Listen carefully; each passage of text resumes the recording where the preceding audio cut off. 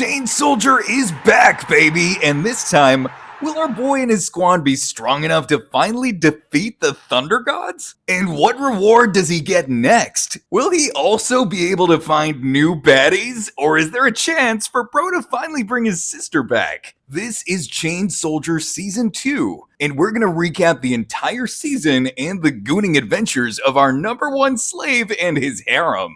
Also, don't forget to subscribe so our hard work will be rewarded properly, if you know what I mean. So our MC, Yuuki, is as usual doing his chores and blessing us with a lot of fan service. When Bro finally finishes his slavery duties, he starts training with Kyoka. But an emergency breaks out. 8 civilians go missing. 6 are saved, but the 2 are still out there. So the gang heads out for a rescue mission, and with help from the 6th squad, mission success. And since Yuuki once again worked hard, if you know what I mean, his reward is, of course, way better. Sadly, I can't show that here or the YouTube gods will be pissed. And speaking of gods, the supreme commander of the entire anti-demon corps calls a meeting with all squad commanders, and for some reason wants Yuuki to attend too. When they arrive at headquarters, Kyoka warns our boy to never ever make eye contact with the supreme commander, or she might take an interest in him. Oh, I like the sound of that.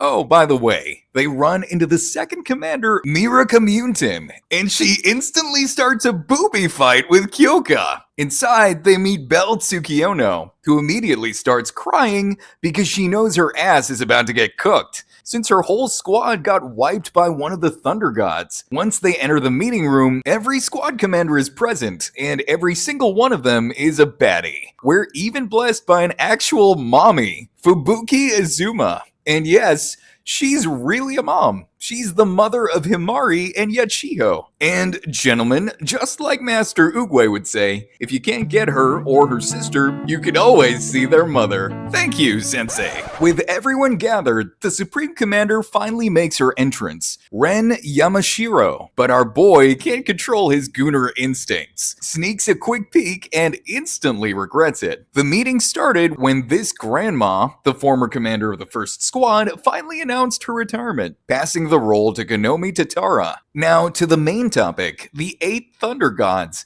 And in order to defeat them, every commander needs to learn up. But there's one problem. Ren believes not every commander is capable of doing so. And obviously, she's talking about Belle. Because of her mistake, her squad got wiped out. And now she's about to face some really hardcore training with the Supreme Commander herself. But the meeting gets interrupted.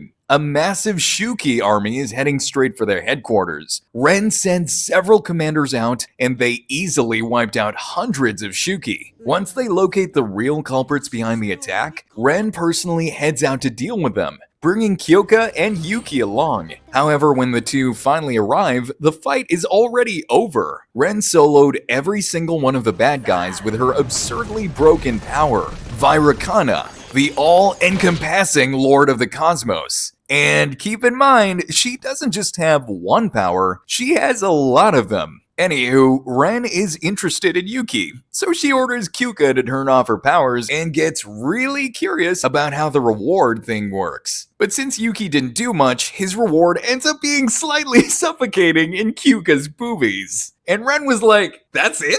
Hey lady, what do you mean that's it? That should have been me, not him!" Now enough gooning around. Yuuki notices that even though Ren looks different, she kind of reminds him of his sister. Now that the squad members' meeting is finally over, later that night, Shushu bathes in the hot springs with Himari, and Shushu has a very naughty plan. With the commanders' meeting ending early, Mini Shushu secretly heads over for Yuki's room to do what she's gonna do, gooning. But as she sneaks inside, she finds something weird.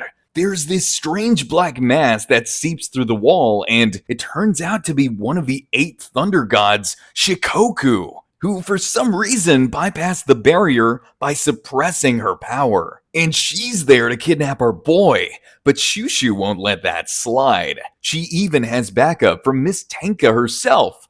Wait, what is she doing there? Well, also gooning. But Shikoku tries to calm everyone down, because she knows that everyone here has business with Yuuki. So she starts sitting on Bro's face. Shikoku suggests they should have a gooning contest, and Tenka agrees, and the two of them start sexually assaulting Yuuki. Shikoku urges Shushu to join in, and she almost gives in, but something feels off. Her body feels heavy. Why? Because of her boobies? Nope. There's really something weird in the room, and she realizes Tenka would never allow an enemy near Yuuki. Well, it turns out this was all an illusion. Shikoku cast a spell that trapped Shushu and Tenka, but both girls manage to break free just before Shikoku can finish them off. Shikoku is, of course, forced to retreat. When Yuuki finally wakes up, he's told that an 8th Thunder God managed to break into his room. Tenka credits Shushu for reacting first, and Yuuki thanks her, which makes Shushu proudly declare that she'll always protect him. Girl, you naughty. Now, when Kyoka hears about this, for safety, the whole squad will now be sleeping in the same room until the barrier gets updated. Meanwhile, Ren Yamashiro hears the news, and she's really interested in why everyone is onto this guy, wondering if maybe she should join as well. The next day, Kyoka and Nei use slave sparkling stars to scan the area around the dorm, but nothing sus is found. But Yuuki feels like someone is watching them from above. And surprise, surprise, it's Ren. She was up there watching the transformation, and she presses Kyoka for more details about the slave ability, making it clear she wants to ride Yuuki herself. Ayo? Once Ren leaves, Kyoka starts getting sensitive and all touchy-touchy with Yuuki. But Bro didn't know she was just preparing a backbreaker. She's pissed because she wanted him not to look at Ren, and now Ren's all over Yuuki. And that girl has her own issues. She treats people like toys, and the number one example is Belle Tsukiono, who probably has some PTSD. Well, if that were me, I wouldn't mind. Step on me, mommy. But Ren isn't their only problem. Now that she knows Kyoka's powers work, there's a 100% guarantee that every single lady in the Anti-Demon Corps will find out, and everyone will probably want to ride Yuuki. So Kyoka's instincts were right, because when the 7th and 6th units prepare for joint training, the 5th unit arrives with a dramatic entrance. The commander, Yakumo Izo, who's known for being all touchy-touchy, confirms that she also wants to ride Yuuki as well. So the 3 squads started their training, and we found out about the other 2 members of the 5th squad. Like Saki Tokuyama, aside from her cute voice, her peach power allows her to turn various parts of her body into actual weapons or armor, and Himari is learning a lot from her. While the hot mommy herself, Kaiko Itsuki, her power is the cocoon that heals people's injuries. And as the ladies were busy training, meanwhile, our boy... Yes, I do the cooking, yes, I do the cleaning.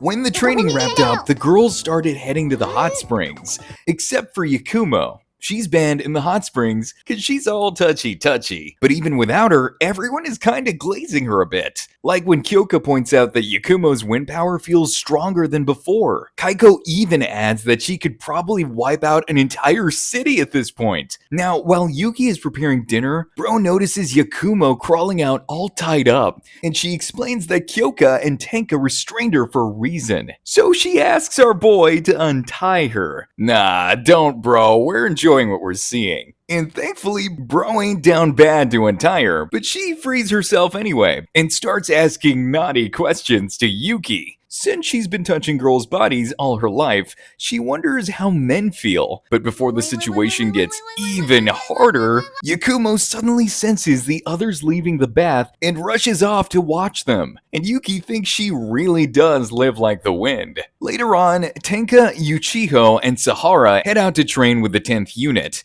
And that's their strategy. The squads need to train with the other squads so that when the 8 Thunder Gods start teaming up, every squad already has good teamwork. Now, Yakumo says she wants to train with Kyoka next, but asks to borrow Yuuki first. Kyoka is annoyed and asks if she learned that idea from Ren, and Kyoka warns her about the reward, but Yakumo doesn't give a shit. She just wanna ride him. So Kyoka, with no choice, finally agrees. And now, slave transformation. Bro now has wings, phoenix form. Now the two start flying at Mach speed, and they go 10 times faster when Yakumo adds her wind powers. And they're flying so fast that they easily wipe out a small group of Shuki. However, this of course makes Yuki run out of stamina. But the good part is about to begin. The reward. Now, Yakumo starts stripping, and with her wind powers, girl strips Yuki as well. Yakumo even says that if the experience feels good, she'll let him join her harem. What do you mean, bro already has a harem? And the scene gets so good that we can't show it on YouTube.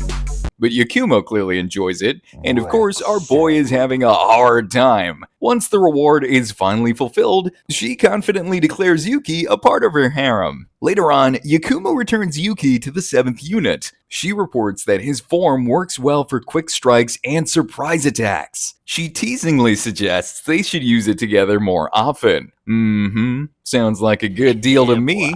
Kyuka tells Yuki they'll be training with the 10th unit next, and boy, he starts wondering, what kind of training will it be?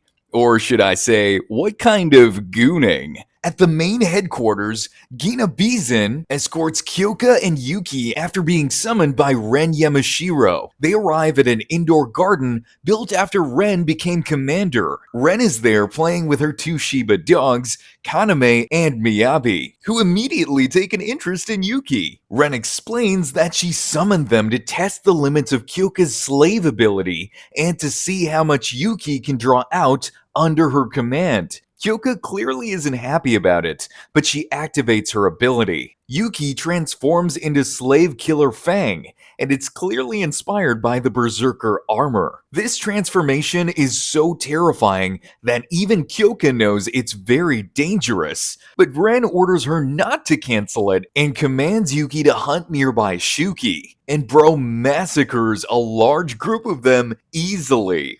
Ren is impressed at first, until Yuki suddenly starts attacking her. Bro is so out of control that Ren activates her powers, and he gets absolutely smashed. Even when Yuki regenerates and tries to use his OP move, Sacrificial Goat, Ren combines her abilities and whoops his ass. Yuki reverts back to human form, completely exhausted. Ren praises his performance and prepares to give him his slave reward, only to realize the contract forces her into, well, let's just say some humiliating actions. And even though she tries to resist, she is forced to submit until the contract ends. And even after the contract ends, she still ends up being humiliated. When Kyoka finally arrives, the reward is finally over. You can tell Ren is pissed, and when she flies off, girl absolutely cannot get over it. Back at the 7th Unit HQ, Kyoka reflects on the toll ending Yuki has taken on her. She even starts questioning why she's so pissed about other people using Yuki.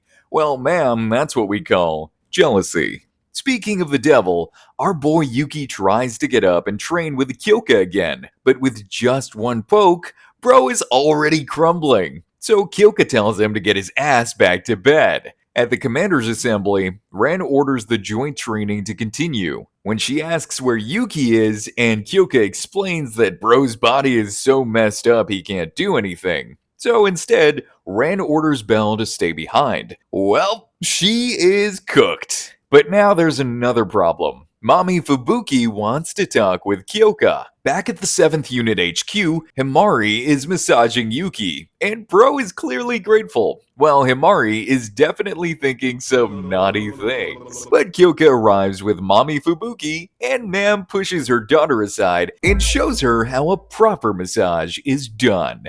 And Yuki is already loving it. While doing so, Fubuki announces the upcoming family reunion, the Azuma Banquet, a combat-based event that will decide the next head of the Azuma family. Himari refuses to participate, but Fubuki confronts her directly, saying that if she brings shame to the family name, she will eliminate her own daughter. Damn, mommy has zero chill. Don't worry guys, I can fix her. With no real choice, Himari finally agrees to attend. As Yuki continues recovering, Kyoka and Tenka agree that lending him out is too dangerous, and that his growth should stay under Kyoka's control. While everyone else fusses over Yuki, Himari stays quiet, overthinking what's coming next. Well, it would be easier for her to know what happens next if she subscribes to the channel. And I'll see you guys in the next one.